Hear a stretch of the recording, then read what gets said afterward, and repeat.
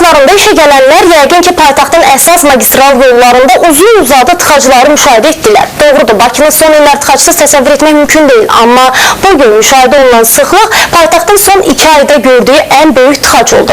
Sıxlığın yaranma səbəbləri araşdırılır hal-hazırda və bizim paytaxtın küçələrindəki son vəziyyəti öyrənmək üçün ailəsi xüsusi müxbiri Natiq Naiboğlu ilə əlaqə saxlama imkanımız var. Hal-hazırda çalışacağıq onunla əlaqə saxlayaq.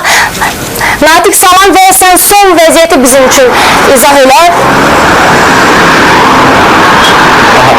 Salam Əfsanə və biz hazırda Babək prospektindəyik və elə məndən arxada da gördüyünüz kimi hazırda bu prospektdə avtomobillərin hərəkəti dayanır. Demək olar ki, bir neçə dəqiqədir ki, artıq müəyyən belə deyək, mərhələlərlə avtomobillər buraxılır digər prospektlərə, yəni onlar üçün yol açılır yol polisi xidmətinin əməkdaşları tərəfindən. Amma buna baxmayaraq siz indi də kadrlarda görəcəksiniz, fotoşəkillərdə görəcəksiniz ki, bu günlərin səhər saatlarında demək olar ki, paytaxtın əksər mərkəzi küçələrində, əsasən də bax elə indi durduğumuz Babək prospektində, Heydər Əliyev prospektində, bundan əlavə Neftçilər prospektində böyük tıxaclar yaranıb. Biz deməli sürücülərlə söhbət apardıq və məlum oldu ki, hətta 3 saat yarımdır ki, bax bu tıxaclarda gözləyən avtomobillər var ki, hansı ki onlar səhər saatlarında evdən çıxıblar, hələ də gedib işə çata bilməyiblər. Əfsanə. Bəs tıxacın yaranmasına səbəb nə göstərilir?